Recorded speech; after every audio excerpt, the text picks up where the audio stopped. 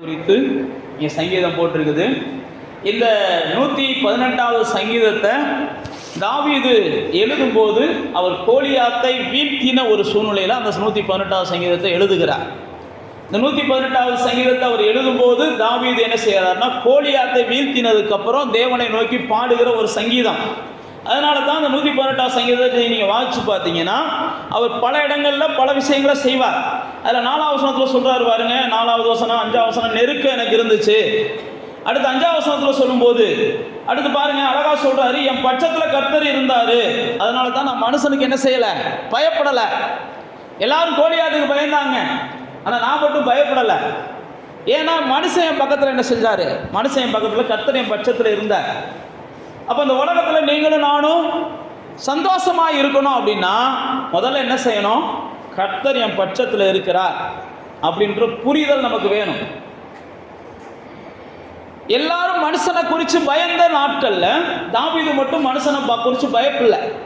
எல்லாரும் சூழ்நிலைகளை குறித்து பயந்த நாட்களில் தாவீது மட்டும் சூழ்நிலைகளை குறித்து பயப்படலை.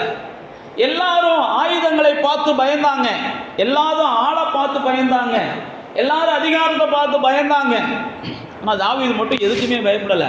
ஏன் அப்படின்றது தான் அந்த வசனத்தில் சொல்கிறாரு, கர்த்தர் என் பட்சத்தில் இருந்ததுனால நான் பயப்படலைன்றார்.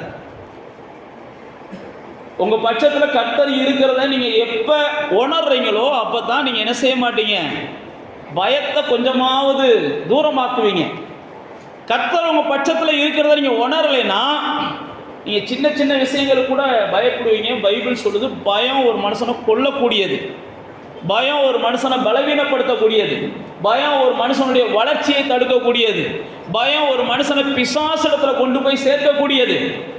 தேவ பிள்ளைகள் எதற்கும் நாம் பயப்படக்கூடாது அப்படின்றதான் வேதம் நமக்கு கொடுக்குற சத்தியம். அதனால தான் எல்லாரும் பயந்தப்ப இந்த தாவீது பயப்படலை.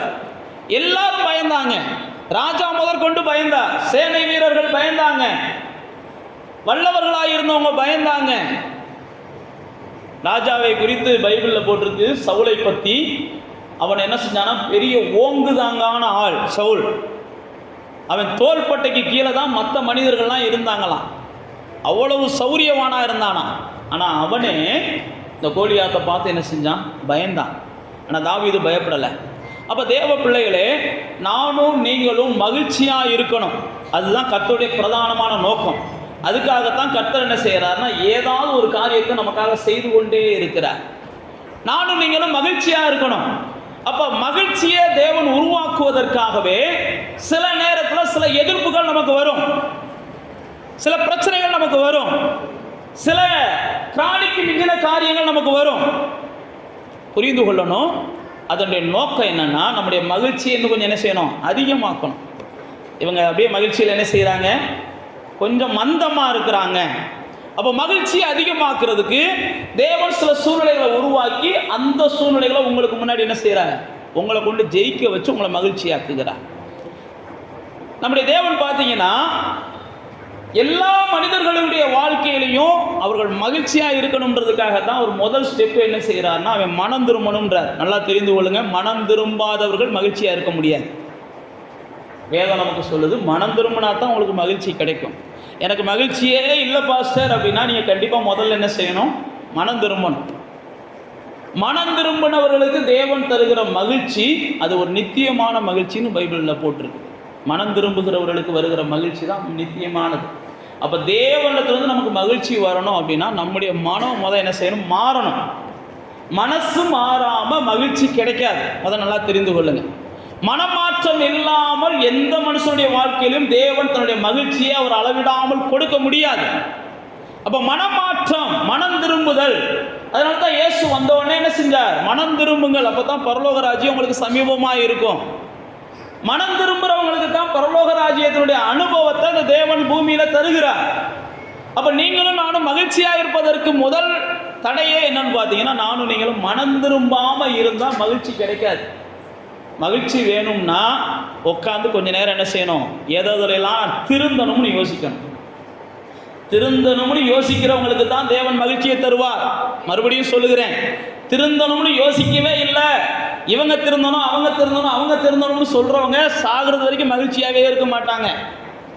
ஆண்டவரே எனக்கு மகிழ்ச்சி இல்லை, என் குடும்பத்தில் மகிழ்ச்சி இல்லை, என் தொழிலில் மகிழ்ச்சி இல்லை, அல்லது என்னுடைய எதை குறித்தாலும் மகிழ்ச்சி இல்லை அப்படின்னா, மறுபடியும் நான் உங்களுக்கு தான் சொல்கிறேன், முதல்ல நீங்கள் உட்காந்து யோசிச்சு பார்த்தீங்கன்னா ஆண்டவர் உங்கள்கிட்ட பேசுவார். இதை மாற்று மகிழ்ச்சி வரும், இதை எடுத்து போடு மகிழ்ச்சி வரும், இதை தொடாத மகிழ்ச்சி வரும், இந்த இடத்துல அமைதலாயிரும் உனக்கு மகிழ்ச்சி வரும்.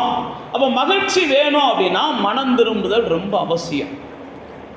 ஆனால் ஆண்டவருடைய வார்த்தை நமக்கு சொல்லுது, கர்த்தர் எல்லா நாளும் எல்லா சூழ்நிலைகளும் எப்போதும் நீங்கள் மகிழ்ச்சியாக இருக்கணும் அவர் விரும்புகிறார். எப்போதும் மகிழ்ச்சியாக இருக்கணும். தேவ பிள்ளைகளுக்கு தேவன் கொடுத்திருக்கிற பெரிய அடையாளமே முகமலர்ச்சி. நீங்கள் மகிழ்ச்சியாக இருந்தீங்கன்னா தான் உங்கள் முகம் என்ன செய்யும்? மலர்ச்சியாக இருக்கும். நீங்கள் மகிழ்ச்சியாக இருந்தால் தான் உங்களுடைய சரீரம் ஆரோக்கியமாக இருக்கும். நீங்கள் மகிழ்ச்சியாக இருந்தால் தான், நான் மறுபடியும் சொல்லுகிறேன், உங்களுடைய ஆயுசு நாட்கள் பெருகும். நீங்கள் மகிழ்ச்சியை மட்டும், தேவன் தருகிற மகிழ்ச்சியாக இருக்கணுன்றதுக்காக இந்த உலகத்தாரை போல் என்ன செய்யாதீங்க, ஆத்துமாவே விரும்புகிறத சாப்பிடு அப்படின்னு போகாதீங்க. மனசே விரும்புகிறத செய், மாம்சமே விரும்புகிறத செய். இந்த உலகத்தின் மகிழ்ச்சியை தேடுற மக்கள் அப்படி தான் தேடுறாங்க. பாஸ்டர் மகிழ்ச்சியாக இருக்க சொன்னார், அதனால் இன்னையிலேருந்து என்ன செய்வோம், அடித்து புசித்து குடித்து என்னென்ன முடியுமோ அத்தனை செய்வோம் அப்படின்ற இடத்துக்கு இறங்கிடக்கூடாது. தேவன் தருகிற மகிழ்ச்சி, தேவன் சமூகத்தில் மகிழ்ச்சி. அப்போ மகிழ்ச்சி வேணும்னாலே நம்முடைய மனசு கொஞ்சமாவது மறுரூபமாக இருக்கணும், மனம் மாறி இருக்கணும். தேவனிடம் நமக்கு மகிழ்ச்சி வேணும் அப்படின்னா நம்முடைய மனது தேவனுக்கு ஏற்றதாக அது என்ன செய்யணும், மறுரூபமாகணும், தேவனுக்கு ஏற்றதாக மாறணும். தேவனுக்கு ஏற்றதாக மாறினா தான் அது மகிழ்ச்சி வரும். அதனால தான் இங்கே சங்கீதக்காரன், இந்த நாள் கர்த்தர் உண்டு பண்ணின நாள், எல்லாரும் கலிகூர்ந்து மகிழுங்க. எந்த நாளை சொல்கிறான்? கோலியாத்தை வீழ்த்தின நாளை சொல்கிறான். கர்த்தர் உண்டு பண்ணின நாள், இது என்னால் வந்ததில்லை, என்னுடைய சாமர்த்தியத்தால் வந்ததில்லை, என்னுடைய புத்தியால் வந்ததில்லை. நல்லா யோசிச்சு பாருங்க. கோலியாத்தை ஒருவேளை கர்த்தர் உங்களை கொண்டு வீழ்த்தி இருந்தாருன்னா, நாளைக்கு ஸ்டேட்டஸ் போடும்போதே கோலியாத்தை வீழ்த்தியவர் என்ன செய்கிறார், இங்கே வருகிறார். புரியுதா உங்களுக்கு? புரியலையா அப்படின்னு சொல்லி நம்ம என்ன செஞ்சுருப்போம், நம்ம தான் வீழ்த்தினது மாதிரி பெருசாக இது பண்ணிப்போம். தாவீது அழகாக சொல்கிறான், எப்போ அந்த வெற்றிக்கு காரணம் அவர் தான். நீங்கள் அது கீழே சங்கீதங்கள்லாம் பார்த்தீங்கன்னா, அந்த இப்போ நம்ம வாட்ச் அந்த கீழே வசனங்களுக்கு வாங்க, 5-6 வசனத்தை சொல்கிறாரு, கர்த்தர் என் பட்சத்தில் இருந்ததுனால நான் பயப்படலைன்றான். மனுஷனால அடுத்து சொல்கிறாரு, எனக்கு அனுகூலம் பண்ணுகிறவர்கள் நடுவில் கர்த்தர் என் பட்சத்தில் இருந்தார், அதனால் சத்துருக்களுக்கு சரி கட்டுதலை நான் என்ன செஞ்சேன். அடுத்த வசனத்தை சொல்கிறார், மனுஷனை நம்புவதை பார்க்கிறோம் கர்த்தர் பேரை என்ன செய்யுங்க, பிரபுக்களை நம்புவதை பார்க்கிறோம் கர்த்தர் பேரை. யாரை பார்த்து சொல்கிறான்னா ஜனங்களை பார்த்து சொல்கிறான். ஏய், இவன் உன்னை காப்பாற்றிடுவான் நம்பாத, அவன் உன்னை காப்பாற்றிடுவான் நம்பாத, ராஜா உன்னை காப்பாற்றிடுவான் நம்பாத, அதிகாரி உன்னை காப்பாற்றிடுவான் நம்பாத அப்படின்னு தாவீது ஜனங்களை பார்த்து சொல்கிறான். இவங்க மேலே நம்பிக்கை வைக்காத, இவங்கெல்லாம் பாருங்க கோலியாத் வந்தோடனே அவன் ஒளிஞ்சுக்கிட்டான். இவன் மேலே நம்பிக்கை வைக்காத, பிரச்சனை வந்தோடனே அவன் உன்னை கைவிட்டுருவான். அதான் சொல்கிறான், நீ கர்த்தர் மேலே நம்பிக்கையாரு.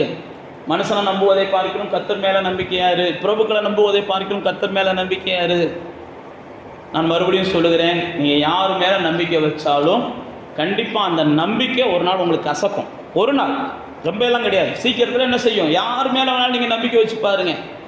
பெத்த பிள்ளை மேலே நம்பிக்கை வச்சு பாருங்க, கட்டின புருஷன் மேலே நம்பிக்கை வச்சு பாருங்க, கூட பிறந்தவங்க மேலே நம்பிக்கை வச்சு பாருங்க. அந்த நம்பிக்கை ஒரு நாள் சீக்கிரத்தில் உங்களுக்கு கசக்கும். ஆரம்பத்தில் வேணால் இன்பமாக இருக்கும், ஆனால் தேவன் மேலே வைக்கிற நம்பிக்கை ஒன்று தான், அது நித்தியமாக என்ன செய்யும், இனிக்கக்கூடியதாக இருக்கும், நித்தியமாக இனிக்கக்கூடியதாக இருக்கும். அதனால தான் தாவீது சொல்கிறான் அழகா, மனுஷனை நம்புவதை பார்க்கிறோம். ஏன்னா கோலியாத்தை அவங்க நம்பினாங்க, இவன் நம்பலை. பிரபுக்களை இந்த ஜனங்கள் நம்பினாங்க, ஆனால் இவன் என்ன செய்யலை, கர்த்தரை மட்டும் நம்பினான். அதனால தான் சொல்கிறான், இந்த நாள் கர்த்தர் உண்டு பண்ணின நாள், நீங்கள் எல்லாம் மகிழ்ச்சியாக இருங்க. எல்லாரும் தாவீதை பார்க்கும்போது அற்பமாக பார்த்தாங்க. அதுதான் சொல்கிறான், எல்லாருடைய கண்களுக்கும் ஆச்சரியமானதை என்னை கொண்டு கர்த்தர் செய்ய வச்சார். எல்லாரும் அற்பமாக பார்த்தாங்க. இவனா போய் கோலியாத்தை வீழ்த்த போகிறான் அப்படின்னு கூட இருக்கிறவங்கெல்லாம் பேசினாங்க. இவனா போய் கோலியாத்தை வீழ்த்த போடுகிறான் அப்படின்னு சொல்லி அவங்க தேசத்தின் ராஜா கூட பேசுகிற சூழ்நிலை வந்துச்சு. கர்த்தரை நம்புகிற ஒரு மனுஷனை இந்த உலகத்தின் மனிதர்கள் நம்ப மாட்டாங்க. முதல்ல நல்லா தெரிஞ்சுக்கோங்க, கர்த்தர் உங்களை நம்புறாருனாலே இந்த உலகத்தில் இருக்கவே என்ன செய்ய மாட்டேன், நம்ப மாட்டேன். உலகத்தில் இருக்கவே நம்பலைனாலே நீங்கள் புரிஞ்சுக்கிறணும், உன்னால் இதை செய்ய முடியாது, உன்னால் இந்த இடத்துல கடந்து போக முடியாது, உன்னால் இந்த பிரச்சனையிலேருந்து மீண்டு வர முடியாது, உன்னால் இந்த நோயிலிருந்து மீண்டு வர முடியாது அப்படின்னு மனிதர்கள் சொல்ல சொல்ல நீங்கள் ஒன்றை புரிந்து கொள்ளணும், தேவன் எனக்காக புது வாசலை திறக்க போகிறார்.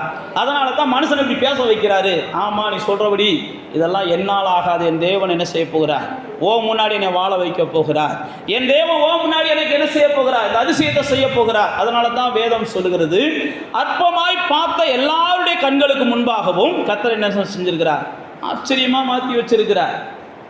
எல்லாரும் என்ன அற்பமா பார்த்தாங்க, ஆனால் கர்த்தர் என்ன ஆச்சரியமா மாற்றி வச்சிருக்கிறார். அப்போ தேவ பிள்ளைகளே, இந்த நாள் கர்த்தர் உண்டு பண்ணின நாள். நீங்கள் மகிழ்ச்சியாக இருக்கணும் அப்படின்னு கர்த்தர் விரும்புகிறார். மகிழ்ச்சியாக இருப்பதற்கு நான் ஏற்கனவே சொன்னவரை முதல் படியே நீங்கள் மனம் திரும்பினா போதும்.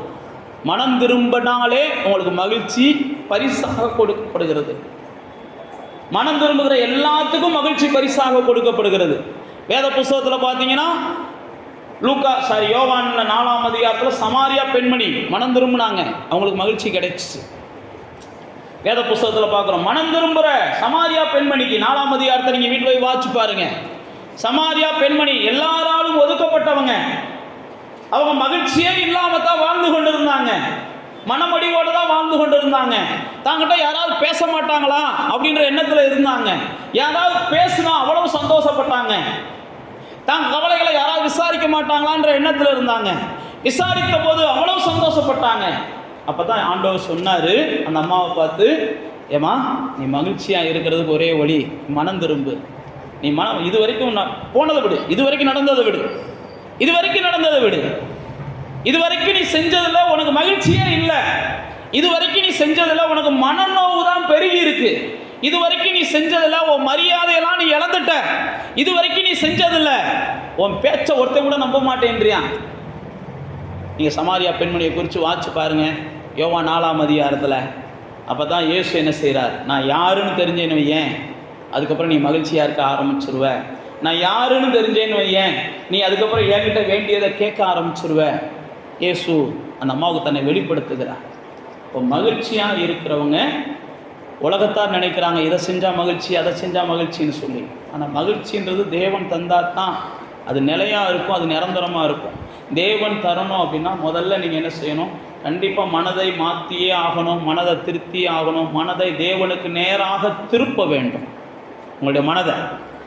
அடுத்து பார்த்தீங்கன்னா நமக்கு தெரியும் சகேயு, இது லூக்கா 19ஆம் அதிகாரத்தில் இருக்குது. அவனை குறித்து வேதம் சொல்லுகிறது. அவனை எல்லாரும் பாவி பாவின்னு ஒதுக்குறாங்க. எல்லாரும் பாவி பாவின்னு சொல்லுகிற நேரத்தில் இயேசு உன் வீட்டுக்கு நான் வர்றேன்பான்றார். லூக்கா 19ஆம் அதிகாரத்தில் இயேசு அவன் வீட்டுக்கு போகிற சூழ்நிலையை பார்க்குறோம். அவனுக்கு பணம் இருந்துச்சு, பதவி இருந்துச்சு, எல்லாம் இருந்துச்சு, ஆனால் அவனுக்குள்ள ஒரு மகிழ்ச்சி இல்லை. பணம் இருந்துச்சு, பதவி இருந்துச்சு, ஆனால் மகிழ்ச்சி இல்லை. இந்த சமாரியா பெண்ணிட்ட வேணுன்ற பாவம் இருந்துச்சு, ஆனால் மகிழ்ச்சி இல்லை. இயேசுவே சொல்கிறார், நீ 5 பேரோட வாழ்ந்துட்ட அப்படின்னு இயேசுவே சொல்கிறார், ஆனால் மகிழ்ச்சி இல்லை. சில நேரத்தில் மக்கள் அப்படி நினைக்கிறாங்க, பாவத்தை நிறையா செஞ்சோம்னா மகிழ்ச்சி நிறையா கிடைக்கும்ண்டு. பாவம் எந்த ஜனத்துக்கும் இகழ்ச்சின்னு தான் பைபிளில் போட்டிருக்கு. அது மகிழ்ச்சியை கொடுக்காது. அது எந்த ஜனத்துக்கும் அவமானத்தை தான் கொடுக்கும். அது ஒரு நிகழ்ச்சியை கொடுக்கக்கூடியதான் பாவம். நீங்கள் பாவம் செய்கிற பைபிள் பிரகாரம் பார்த்தீங்கன்னா என்னைக்கா ஒரு நாள் அகப்படுவாங்க. எந்த பாவம் செஞ்சாலும் ஒரு நாள் அகப்படுவாங்க. என்னைக்காவது ஒரு நாள் கர்த்தர் அவங்களை என்ன செய்வார், பாவத்தை விட்டு மனம் திரும்பாதவர்கள் அசிங்கப்படுவதற்கு கர்த்தரே சில சூழ்நிலைகளை உருவாக்குவார். இன்னைக்கு வேணால் நம்ம ஜெயிச்சுக்கிட்டது மாதிரி தெரியலாம், சில பாவங்களை மூடி மறைச்சு.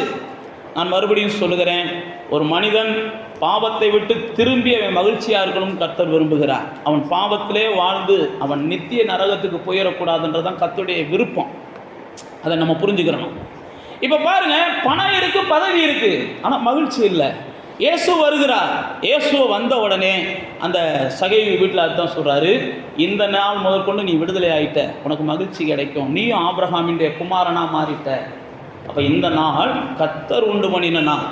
இதில் நம்ம மகிழ்ச்சியாக இருக்கணும் அப்படின்னா, நான் மறுபடியும் சொல்லுகிறேன், தேவனை வருத்தப்படுத்துகிற எந்த ஒரு விஷயமாக இருந்தாலும் அதை நீங்கள் மாற்றாமல் உங்களுக்கு மகிழ்ச்சி கிடைக்காது.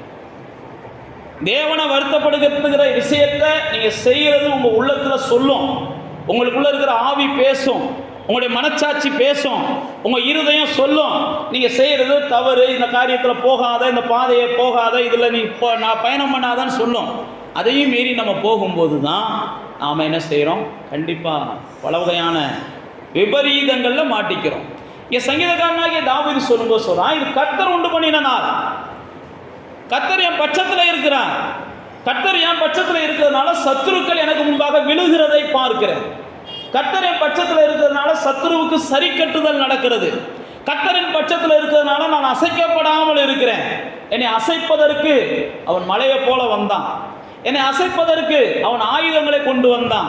என்னை அசைப்பதற்கும் அச்சுறுத்துவதற்கும் அவன் தகாத வார்த்தைகளை பேசினான். ஆனால் கர்த்தர் என் பட்சத்தில் இருந்ததுனால அதெல்லாம் நான் சட்டை பண்ணவே இல்லைன்றான். அப்போ தேவனுடைய பிள்ளைகளே, மனுஷனை நம்புவதை பார்க்கிறோம், பிரபுக்கள் மேலே நம்பிக்கை வைப்பதை பார்க்கிறோம். நீங்கள் கர்த்தர் மேலே நம்பிக்கை வச்சிங்கன்னா எந்த மனிதனெல்லாம் உங்களை அற்பமாக பார்த்தாங்களோ, கர்த்தர் என் பட்சத்தில் இருக்கிறார், எனக்கு ஒரு நாள் கண்டிப்பாக ஒரு பாக்கியமான வாழ்வை தருவார், கர்த்தரின் பட்சத்தில் இருக்கிறார், நிச்சயமாக என்னுடைய பாவ அந்த அடையாளத்தை மாற்றி எனக்கு ஒரு பாக்கியமான வாழ்வை தருவார், கர்த்தர் என் பட்சத்தில் இருக்கிறார், எனக்கு ஒரு புது அடையாளத்தை தருவார் அப்படின்னு தாவீதை போல நீங்கள் நின்று பாருங்களேன். தாவீதை போல நின்று பாருங்களேன். கர்த்தர் என் பட்சத்தில் இருக்கிறார். அதெல்லாம் பைபிளில் போட்டிருக்கு. ஆகாதது என்று தள்ளின தலைக்கல்லை தலைக்கு மூலக்கல்லாம் மாற்றினார். அந்த ஊர்க்காரெல்லாம் ஆகாதுன்னு சொல்கிறான். அந்த குடும்பத்தாட்கள் அவன் ஆகாதுன்னு சொல்கிறான். ஆனால் அந்த தேசத்துக்கே தேவன் அவன் என்ன செய்கிறார்? தலைவனா. சில நேரத்தில் தள்ளப்படுகிற சூழ்நிலைகள் வரும்போது, மற்றவர்கள் நம்மளை தள்ளும்போது, நம்ம குடும்பத்தில் சிலர் தள்ளும்போது, நம்முடைய உறவுகள் மத்தியில் நம்மளை தள்ளும்போது, நான் உங்களுக்கு சொல்லுகிறேன், நீங்கள் கர்த்தரின் பட்சத்தில் இருக்கிறார், நீ தள்ளினா தள்ளிட்டு போப்பா அப்படின்னு நீங்கள் நின்று பாருங்களேன். அந்த தள்ளவங்களுக்கு முன்னாடி உங்களை கர்த்தர் என்ன செய்வார்? தலைவனாக வைப்பார். அவங்களுக்கே தலைவனாக வைப்பார். அவங்களுக்கு வைக்கலைனாலும் பரவாயில்ல, அவங்க பிள்ளைகளுக்காக உங்களை தலைவனாக என்ன செய்வார்? அவனுக்கு வைக்கலைனாலும் பரவாயில்ல, அவங்க பிள்ளைகளுக்காக உன்னை கர்த்தர் தலைவனாக வைக்கிறத நீங்கள் பார்ப்பீங்க. ஆனால் நீங்கள் செய்ய வேண்டியதெல்லாம் கர்த்தரின் பட்சத்தில் இருக்கிறார். கர்த்தரின் பட்சத்தில் இருக்கிறார். நான் பயப்பட மாட்டேன், நான் கர்த்தரின் பட்சத்தில் இருக்கிறார். இன்றைக்கி அவன் மனுஷன் மேலே நம்பிக்கை வச்சுக்கிட்டு இன்றைக்கி என்ன செய்கிறான்? ஏதோ செய்கிறான். பிரபுக்கள் மேலே நம்பிக்கை வச்சுக்கிட்டு ஏதோ செய்கிறான். ஆனால் நான் கர்த்தர் மேலே நம்பிக்கை வச்சுருக்கிறேன். அப்போ கர்த்தர் எனக்கு உண்டு பண்ணின நாள் அப்படின்னு சொல்லி இந்த சங்கீதத்தை நீங்கள் வீட்டில் போய் இன்னும் கூட அதிகமாக வாசிங்க. இந்த சங்கீதத்தை நீங்கள் இன்னும் வீட்டில் போய் வாசிங்கன்னா தான் உங்களுக்கு சில விஷயங்கள் புரியும். நான் சொல்கிற மைண்ட் செட்டோடு வாசிங்க. கோலியாத்தை வீழ்த்தினதுக்கப்புறம் தாவீது என்ன செய்கிறார்? பேசுகிறார். கோலியாத்தை வீழ்த்தினதுக்கப்புறம் தாவீது பேசுகிறார் அப்படின்னு நீங்கள் வாசிங்கன்னா தான் இதில் இருக்கிற ஒவ்வொரு வசனங்களும் உங்களுக்கு என்ன செய்யும்? ஈஸியாக புரியும். 5ஆம் வசனத்தில் சொல்கிறான் பாருங்க, நான் விழும்படி என்னை தள்ளினேன், நான் கர்த்தர் என்ன செஞ்சார்? ஆமாம், 14 சொல்கிறாரு, பெலன் அவர் தான், என்னுடைய கீதம் அவர் தான் அப்படின்னு சொல்லி தொடர்ந்து பேசுவார். அப்படி தொடர்ந்து பேசிக்கிட்டே வருகிற சூழ்நிலையில தான் ஆண்டவர் 21 சொல்கிறாரு, எனக்கு செவி கொடுத்து எனக்கு ரட்சிப்பாக இருந்தபடினால உன்னை நான் துதிக்கிறேன். வீடு கட்டுகிறவர்கள் ஆகாததென்று தள்ளின கல்லை மூளைக்கு தலைக்கெல்லாம் மாற்றிட்டீங்க. ஏன் தாவீது இந்த வார்த்தையை சொல்கிறான்னா, இந்த ஒரு வெற்றி தான் என் வாழ்க்கையை எங்கேயோ கொண்டு போச்சு. இந்த ஒத்த வெற்றி தான். கோலியாத்தாவை எதிர்கொள்ளாமல் இருந்திருந்தான்னா தாவீதுக்கு அடையாளமே இல்லாமல் போயிருந்திருக்கும். கோலியாத்தை தாவீது எதிர்கொள்ளாமல் இருந்திருந்தான்னா தாவீதுன்ற ஒரு தலைவனை இன்னைக்கு சரித்திரத்தில் நம்ம பேச முடியாமல் போயிருக்கோம். சில நேரத்தில் தேவன் ஒரே ஒரு திருப்பத்தை நம்ம வாழ்க்கையில் ஏற்படுத்தினார்னா போதும். ஒரே ஒரு திருப்பம். எப்போ ஏற்படுத்துவார், எப்படி ஏற்படுத்துவார்னா தெரியாது. அம்பானியை நம்ம வீட்டுக்கு முன்னாடி வந்து நிற்கக்கூடிய சூழ்நிலைகளை கர்த்தர் என்ன செய்வார்? உருவாக்குவார். ஒரே ஒரு திருப்பம். எப்படி நடக்கும்னா தெரியாது. இதுக்கப்புறம் நீங்கள் பாருங்கள், தாவீதுடைய வாழ்க்கையில் 18ஆம் அதிகாரம்லாம் வாசித்து பார்த்தீங்கன்னா ஓஹோ புகழக்கூடிய சூழ்நிலை வந்துடுது. 17ஆம் அதிகாரத்தில் இவனா அப்படின்னு சொல்லி எல்லாரும் பேசுகிறாங்க. 18ஆம் அதிகாரத்தை நீங்கள் வாசித்து பார்த்தீங்கன்னா இந்த தேசத்தின் ராஜாவை காட்டிலும் இவன் தாண்டா பெரிய ஆளுன்னு பேசக்கூடிய சூழ்நிலை வருது. அப்போ ஒரு அதிசயம் போதும், ஒரே ஒரு திருப்பம் போதும். கர்த்தர் ஏதாவது ஒரு காரியத்தை உங்கள் வாழ்க்கையில் செஞ்சால் போதும். உங்கள் ஊரில் இருக்கிற எல்லா மனிதர்களுக்கு முன்பாக நீங்கள் கனம் பெற்ற மனிதனாக, மேன்மையான மனிதனாக கர்த்தரால் என்ன செய்ய முடியும்? ஒரே ஒரு காரியத்தால் மாற்ற முடியும். ஆனால் நீங்கள் செய்ய வேண்டியதெல்லாம் ஒன்று தான். கர்த்தர் என் பட்சத்தில் இருக்கிறார். நான் எப்பயும் மகிழ்ச்சியாக இருப்பேன், எதுக்கும் பயப்பட மாட்டேன். கர்த்தருடைய பிள்ளைகளுடைய அழகே என்னென்னா மகிழ்ச்சியாக இருக்கிறது தான். கர்த்தருடைய பிள்ளைகள் எப்பயும் சந்தோஷமாக இருக்கிறதுக்கு தான் என்ன செய்யணும்? பயிற்சி எடுக்கணும். எப்பயும் சந்தோஷமாக இருக்கிறது தான் பயிற்சி எடுக்கணும். கர்த்தருடைய பிள்ளைகள் சந்தோஷமாக இருந்தீங்கன்னா தான் கர்த்தருடைய இருதயம் மகிழும்னு பைபிளில் போட்டிருக்கு. நீங்களும் நானும் சந்தோஷமாக இருந்தால் தான் அவருடைய இருதயம் மகிழும். நீங்களும் நானும் சந்தோஷமாக இருக்கிறதுக்காக சில காரியங்களை கர்த்தர் செய்கிறது மாதிரி நீங்களும் நானும் சந்தோஷமாக இருக்கக்கூடாதுன்றதுக்காக சில காரியங்களை பிசாசு செய்து கொண்டே தான் இருப்பான். பிசாசுன்னு ஒரு சக்தி இருக்கத்தான் செய்து. பிசாசுன்னு சொல்லி ஒரு வல்லமை இருக்கத்தான் செய்யுது, பிசாசுன்னு சொல்லி ஒரு அந்தகாரம் இருக்கத்தான் செய்யுது. அதை நம்ம தவிர்க்கவே முடியாது. அதைத்தான் நம்ம மேற்கொண்டவர்கள், அதைத்தான் நம்ம எதிர்கொள்ளுகிறோம். அப்போ உங்களுடைய சந்தோஷத்தை கெடுப்பதற்காக உங்களுடைய வாழ்க்கையில் திடீர்னு சில இழப்புகள் வரலாம், சில நஷ்டங்கள் வரலாம், சில வியாதிகள் வரலாம், சில பிரச்சனைகள் வரலாம், ஏதோ ஒன்று நடக்கலாம். அதனால தான் ஆபவுக்கு சொல்கிறார், எந்த சூழ்நிலை வந்தாலும், அத்தி மரமே துளிர் விடாமல் போனாலும், ஆட்டு மந்தையில் இல்லாமல் போனாலும், மாட்டு மந்தையில் இல்லாமல் போனாலும், திராட்சை செடியில் இல்லாமல் போனாலும், எது நடந்தாலும் நான் கர்த்தருக்குள்ள என்ன செய்வேன்? மகிழ்ச்சியாக இருப்பேன். ஆபவுக்கு அழகாக சொல்கிறான், எது நடந்தாலும் நான் கர்த்தருக்குள்ள மகிழ்ச்சியாக இருப்பேன். அப்போ தேவனுடைய பிள்ளைகளே, கர்த்தர் நம்மளை உண்டு பண்ணுனதுடைய நோக்கமே நீங்களும் நான் என்ன செய்யணும்? மகிழ்ச்சியாக இருக்கணும். நம்ம மகிழ்ச்சியாக இருக்கணுன்றதுக்காகத்தான் அவரே இந்த மண்ணுக்கு வந்தார். இயேசு இந்த மண்ணுக்கு வந்ததுடைய நோக்கமே என்னன்னா, எல்லாருக்கும் மகிழ்ச்சியை கொடுக்கணும். அதனால தான் 2ஆம் அதிகாரம் 10ஆம் வசனம் சொல்லுது, எல்லா ஜனத்துக்கும் மிகுந்த மகிழ்ச்சியை உண்டாக்குகிற, லூக்கா 2ஆம் அதிகாரம் 10ஆம் வசனம், எல்லா ஜனத்துக்கும் மிகுந்த மகிழ்ச்சியை உண்டாக்குற நற்செய்தி. தேவதூதன் சொல்றான், இது முதற்கொண்டு மனுஷனும் தேவனும் ஒன்னாக போறாங்க. மனுஷன் மேல தேவனுக்கு என்ன செய்ய போகிறது? பிரியம் வரப்போகிறது. இயேசுடைய பிறப்பின் நோக்கமே என்னன்னா, மனுஷனை தேவன் நேசிக்க வேண்டும். அப்படின்றதுக்காக தான் இயேசு என்ன செஞ்சார்? இந்த பூமிக்கு வந்தார். எல்லா மனுஷனையும் இயேசு நேசிக்கிறார். எந்த மனுஷனையும் அவர் தள்ளுறதுலாம் இல்லை. இவங்க வேணா சொல்லலாம், பக்கத்தில் இருக்கவங்க, இயேசுக்கு பக்கத்தில் இருக்கவங்க கூட சொல்லலாம், இயேசுடைய பிரதிநிதிகள் கூட சொல்லலாம், இயேசுடைய சீடர்கள் கூட சொல்லலாம், டேய் வராத, தொடாத அப்படின்னு சொல்லி. ஆனால் இயேசு எல்லா மனுஷனையும் நேசிக்கிறார். எந்த மனுஷனையும். இயேசு ஒரு வீட்டுக்கு போயிருக்கிறாரு. அந்த வீட்டில் இருக்கிற பையன், அந்த மனுஷன் நல்ல பரிசேயன், நல்ல பக்தி உள்ளவர். திடீர்னு பார்த்தா இயேசு ஒரு அம்மா என்ன செய்கிறாங்க, காலை தொட்டு அவங்களுக்கு எண்ணெய் பூசி அவங்க காலில் முடிய வச்செல்லாம் தொடச்சி அப்படியே அழுதுகிட்டே என்ன செய்கிறாங்க, பைபிளில் போட்டிருக்கு, கண்ணீரால் அழுதுகிட்டே தொடச்சாங்களாம். உடனே சுற்றி இருந்தவர்கள் எல்லாம், இது பாவியான பெண்ணுன்னு கூட இயேசுக்கு தெரியலையே, அந்த அம்மாவை தொட விடுறாரே அப்படின்லாம் பேசினாங்களாம். இந்த அம்மா பாவியான பெண்ணுன்னு தெரியலையா இயேசுவுக்கு? நான் மறுபடியும் சொல்லுகிறேன், நம்மளை சுற்றியில் இருக்கிறவங்க எப்படி வேணாலும் நம்மளை பேசலாம். ஆனால் கர்த்தர் எப்பயுமே என்ன செய்கிறார்? நம்மளை நேசிக்கிறார். எப்பயுமே நம்மளை நேசிக்கிறார். அவர் நேசிக்கிறதுனால தான் நம்மகிட்ட என்ன செய்கிறார்? எப்பா மனசை மாற்றிக்கோ, மனசை திருத்திக்கோ, மனசை எனக்கு நேராக கொண்டு வா, மனமாற்றத்தை மட்டும்தான் அவர் நம்மகிட்ட எதிர்பார்க்கிறார். ஆண்டவர் நம்மளை கைவிட்டுட்டார் அப்படின்னா அதுக்கப்புறம் பிசாசும் நம்மளை எரி நரகத்துக்கு சீக்கிரம் கொண்டு போயிடுவான். இன்றைக்கு வரைக்கும் நம்ம ஜீவனோடு இருக்கிறோம், என்ன பாவம் செஞ்சாலும்னா அதுக்கு ஒரே ஒரு காரணம், கர்த்தர் இன்றைக்கி நம்மளை நேசிச்சுக்கிட்டு இருக்கிறதுனால தான். கர்த்தர் நம்மளை நேசிக்கலை அப்படின்னா என்றைக்கோ பிசாசானவன் நம்மளை என்ன செஞ்சுருப்பான்? ஏதாவது ஒரு ரூபத்தில் மரணத்தை கொண்டு வந்து கொடுத்துருப்பான். அப்போ தேவ பிள்ளைகளே, எல்லா ஜனமும் மகிழ்ச்சியாக இருக்கணும், எல்லார் மேலும் தேவன் பிரியமாக இருக்கணும். அதுக்காகத்தான் இயேசு இந்த பூமிக்கு வந்தார். எந்த மனுஷனையும் தேவன் தள்ளக்கூடாது, எந்த மனுஷனும் தேவனை தள்ளக்கூடாது, எந்த மனுஷனும் தேவனை என்ன செஞ்சிடக்கூடாது? தள்ளிடக்கூடாது. எல்லா மனுஷனுக்கும் உள்ள நற்செய்தி நான் சொல்கிறேன். உங்களுக்காக ஒரு இரட்சகர் பிறந்திருக்கிறார். எல்லாத்துக்குள்ள சந்தோஷம் அதுதான். உங்களுக்காக ஒரு இரட்சகர் பிறந்திருக்கிறார்.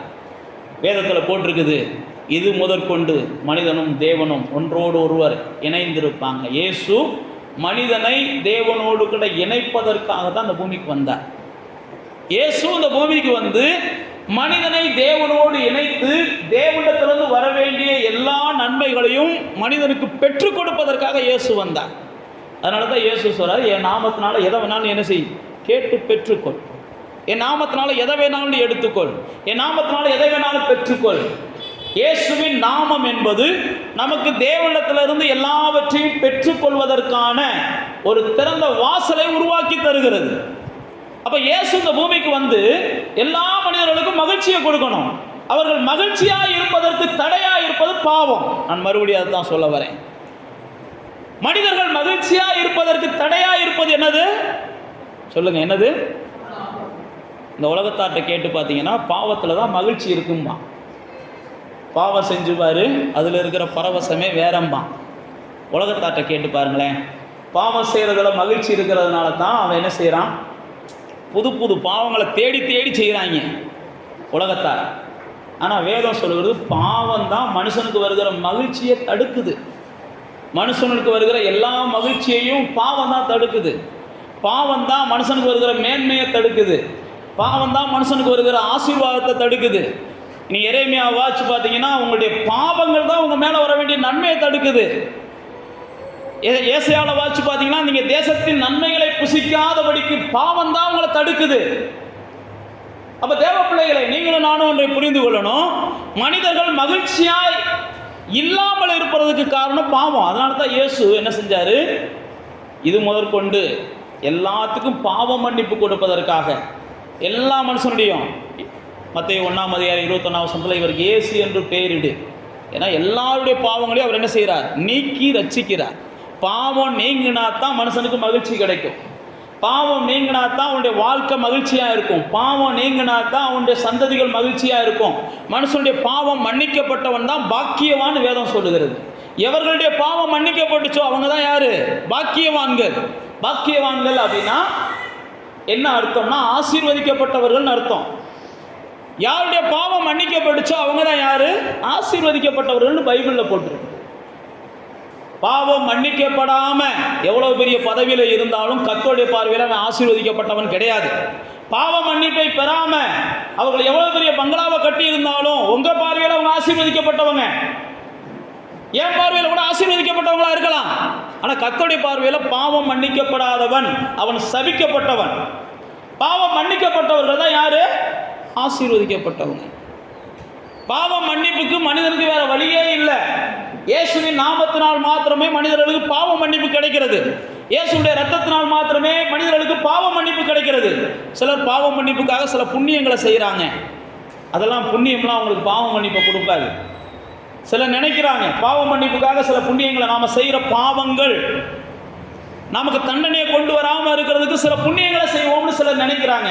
நான் மறுபடியும் சொல்லுகிறேன், இதெல்லாம் பிசாசுடைய ஆலோசனை. புண்ணியத்தை செய்கிறதுனால பாவ மன்னிப்புலாம் வராது. பாவ மன்னிப்பு என்பது தன் மனசை மாற்றாமல் எந்த மனுஷனுக்கும் கிடைக்காது. எந்த மனுஷன் தான் மனசை மாற்றி நான் பாவ மன்னிப்பை பெற்றுக்கொண்டு இனி பாவம் இல்லாமல் வாழ விரும்புகிறேன், அதுதான் நீதிமொழிகளில் சொல்கிறார். பாவங்களை அறிக்கை செய்து விட்டு விடுகிறவன் இரக்கப்படுகிறான். தன் பாவங்களை மறைக்கிறவன் என்ன செய்ய மாட்டான், வாழ்வடைய மாட்டான். அன்னுமே நான் பாவம் செய்ய மாட்டேன்ற ஒரு இடத்துக்கு வருகிறவனுக்கு தான் தேவன் என்ன செய்யறாருன்னா தன்னுடைய ஆசீர்வாதங்களை தருகிறார். இனி நான் பாவம் செய்ய மாட்டேன். இயேசுவே பார்த்தீங்கன்னா அப்படி தான் சொல்கிறாரு. அந்த விபச்சார பெண்ணை யோவான் 8ஆம் அதிகாரத்தில் கையுங்களவுமா பிடிச்சிட்டு வந்துடுறாங்க. கையுங்களவுமா பிடிச்சிட்டு வந்து எல்லாரும் கல்லெறியணுன்றாங்க.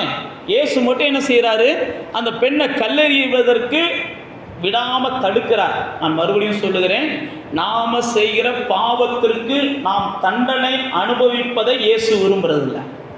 யாராக இருந்தாலும், நீ என்ன பாவம் செஞ்சிருந்தாலும், எந்த பாவம் செஞ்சிருந்தாலும் அந்த பாவத்துக்கு நீங்க தண்டனை அனுபவிக்கணும்னு சொல்லி இயேசு விரும்புகிறது இல்லை. ஆனா நீங்க தண்டனை அனுபவிக்கணும்னு சொல்லி உங்க பெற்றோர்கள் கூட விரும்பலாம். நீ செஞ்ச பாவத்துக்கு நீ அனுபவி. நீங்க தண்டனை அனுபவிக்கணும்னு சொல்லி உங்க கூட பிறந்தவர்கள் கூட விரும்பலாம். நீங்க தண்டனை அனுபவிக்கணும்னு சொல்லி சில நேரத்தில் உங்களை கட்டினவங்க கூட விரும்பலாம். நீ செஞ்ச பாவத்துக்கு அனுபவின்னு சொல்லலாம். நான் மறுபடியும் சொல்லுகிறேன், நாம் செய்கிற எந்த ஒரு பாவத்துக்கும் தண்டனை அனுபவிக்கக்கூடாதுன்னு நினைக்கிறதுக்கு இயேசு ஒருத்தர் தான். இயேசு ஒருத்தர் தான் நம்ம எந்த பாவத்துக்கும் தண்டனை அனுபவிக்கக்கூடாது. அவர் எதிர்பார்க்கலாம் என்னன்னா, இனி நான் பாவம் செய்ய மாட்டேன். இயேசு அந்த பெண்மணியை எல்லாரும் கல்லை வச்சு எரிய நிற்கிறாங்க. அந்த ஊர் சட்டம் அதுதான். அப்போ தான் இயேசு என்ன செய்கிறாரு, எப்பா கல்லை வச்சு எரிய போகிற ஒவ்வொருத்தனும் உங்ககிட்ட பாவம் இல்லைன்னு சொன்னால் நீ என்ன செய்யும், கல்லை வச்சு எரி. அப்படி தான் இயேசு சொல்கிறார். எவன்கிட்ட பாவம் இல்லையோ அவன் முதல்ல என்ன செய், கல்லை வச்சு எரி. அப்போ தான் எல்லாரும் என்ன செஞ்சாங்களாம், எல்லாத்துக்கும் தெரியும் யாருமே பாவம் இல்லாதவங்களாம் கிடையாது. ஸ்திரீகளிடத்தில் பிறந்தவர்கள் பாவம் இல்லாதவங்க ஒருவனுமே கிடையாது. மைக்கை பிடிச்சிருந்தாப்புல பாஸ்டாக இருந்தாப்புல இவங்கெல்லாம் பாவமே செய்யாதவங்கலாம் நீங்கள் நினைக்காதீங்க. எல்லாருமே பாவத்தில் தான் வாழ்ந்து கொண்டு இருந்தவர்கள். பாவம் இல்லாதவர்கள்லாம் ஒருவருமே கிடையாது. எல்லாருமே பாவத்தில் இருந்தவங்க தான். ஆனால் எல்லாரும் பாவம் செய்யாமல் வாழ வேண்டும் என்பதற்காகத்தான் இயேசு இரக்கம் காமிக்கிறார். பாவம் செய்யாமல் இனிமே ஒரு புது வாழ்க்கைக்கு வாங்க, மனம் திரும்பி வாங்க, அப்போ தான் உங்களுக்கு மகிழ்ச்சி கிடைக்கும். தேவன் மனுஷனுக்கு மகிழ்ச்சியை கொடுக்க விரும்புகிறார். அவனுடைய வாழ்நாளெல்லாம் அவன் மகிழ்ந்திருக்கணும், வாழ்நாளெல்லாம் அவன் மகிழ்ச்சியாக இருக்கணும். அவன் சந்தோஷமாக இருந்துக்கிட்டே இந்த பூமியை விட்டுட்டு சாகணும். சாகும்போது கூட அவன் சந்தோஷமாக இருக்கணும். அப்படி தான் கர்த்தர் விரும்புகிறார். எந்த மனுஷனும் சாகும்போது கூட என்ன செய்யக்கூடாது, வருத்தப்படக்கூடாதுன்றதான் கர்த்தருடைய விருப்பம். எந்த மனுஷனுடைய மரணமும் கர்த்தருடைய பார்வையில் அருமையானதாக இருக்கிறது. அப்போ பாருங்க, அந்த பெண்மணியை எல்லாரும் கல்லெறிகிறதுக்கு ரெடியாக நிற்கும் போது இயேசு சொல்கிறார், பாவம் இல்லைன்றவன் கல்லறி. அப்போ தான் பைபிளில் போட்டிருக்கு, எல்லாரும் விலகி போயிட்டாங்களாம். எல்லாரும் விலகி போனதுக்கப்புறம் இயேசு என்ன செஞ்சாரா, என்னம்மா அத்தனை பேர் உன் மேலே அவ்வளோ கோபமாக இருந்தாங்க, எவனுமே உன் மேலே கல்லெறியலையா இயேசு கேட்குறார். அந்த அம்மா சொல்கிறாங்க, இல்லை ஆண்டவரே. அப்போ தான் இயேசு சொல்கிறாரு, நானும் உன்னை ஒன்றும் செய்ய மாட்டேன். ஏன்னா உன் மேலே கல்லெறியணும்னா அந்த பூமியில் இருக்கிற ஒரே ஒரு உத்தமே நான் தான் அப்படின்னு இயேசு சொல்கிறார், நான் சொல்லலை. உன் மேலே கல்லெறியணும் அப்படின்னா இருக்கிற ஒரே ஒரு உரிமை யாருக்கு தான் இருக்குது? எனக்கு தான் இருக்குது. எந்த பாவம் நான் தான் செய்யாதாரு. ஆனால் நானும் என்ன செய்யலை, உன்னை தண்டிக்கலமா, இனி போய் என்ன செய்யாது, இனி போய் செய்யாது, போதும். பைபிளில் போட்டிருக்கு அப்படித்தான். ஏன் நான் உங்களுக்கு சொல்லுகிறேன் அப்படின்னா, தேவன் நமக்கு சந்தோஷத்தை கொடுக்கணும். நம்ம தண்டிப்பதற்கு, நம்மளுக்கு தண்டனை கொடுப்பதற்கு, நம்மளுக்கு ஆக்கினையை கொடுப்பதற்கு, நம்மளை துன்பத்தை கொடுப்பதற்கெல்லாம் கர்த்தர் விரும்புகிறதே இல்லை. நீங்களும் நானும் அதை புரிந்து கொள்ளணும். எந்த மனுஷனும் திராணிக்கு மேலே போராடுகிறதை கர்த்தர் விரும்புகிறதில்லை. எந்த மனுஷனும் பலத்துக்கு மிஞ்சினவைகளை சந்திப்பதை கர்த்தர் விரும்புகிறதில்லை. எந்த மனுஷனுக்குள்ள தைரியம் இருக்குதோ அந்த மனுஷனை கர்த்தர் என்ன செய்கிறார், எடுத்து பயன்படுத்துகிறார். என் கர்த்தரின் துணையால் கோலியாத்தை வீழ்த்துவேன், என் கையில் ஆயுதம் இல்லைனாலும் நான் வீழ்த்துவேன், எனக்கு பட்டயத்தை வீச தெரியலைனாலும் நான் வீழ்த்துவேன், எனக்கு யுத்த பயிற்சியே இல்லைனாலும் நான் வீழ்த்துவேன், எனக்கு கர்த்தர் பலன் தருகிறார் அப்படின்னு எந்த மனுஷன் நம்புகிறானோ அவனை வச்சு ஈஸியாக காரியத்தை செய்கிறார். இல்லை ஆண்டவரே, என்கிட்ட இதில் ஆயுதம் இருந்தால் தான் நான் வீழ்த்த முடியும்னா, ரைட்டுப்பா நீ ஓரமாக போயிரு. இல்லை ஆண்டவரே, எனக்கு இதெல்லாம் கொஞ்சம் பயிற்சி இருந்தால் தான் நான் வீழ்த்த முடியும். சில நேரத்தில் அப்படி தான் மனிதர்கள் என்ன செய்கிறோம், நம்ம நினைக்கிறோம். ஆனால் ஆண்டவர் எப்பயுமே எப்படி எதிர்பார்க்குறாருன்னா, நீங்களும் நானும் திராணிக்கு உட்பட்டு சில விஷயங்களை சந்திக்க முடியும்னா திராணிக்கு உட்பட்டு அனுமதிக்கிறார். இல்லை இந்த பிள்ளை திராணிக்கு மேலே அனுமதிச்சாலும் அது ஜெயிக்கும் அப்படின்னா திராணிக்கு மேலே அனுமதிக்கிறார்.